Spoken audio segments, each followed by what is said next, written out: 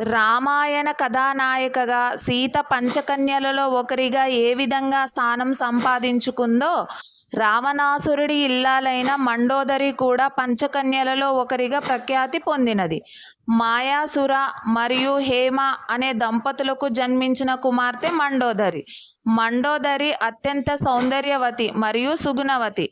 రావణాసురుడు ఒకరోజు తనకి ఒక అందమైన భవనం నిర్మించి ఇమ్మని అడగడం కోసం మాయాసుర దగ్గరికి వెళ్ళాడు. అలా వెళ్ళిన రావణుడు అక్కడ మండోదరిని చూసి మనసు పడతాడు. మండోదరిని తనకి ఇచ్చి వివాహం చేయమని మాయాసురని అడుగుతాడు.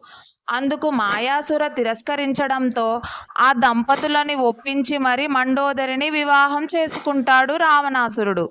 ఈ విధంగా రావణుడు మండోదరిని ప్రేమించి వివాహం చేసుకుంటాడు.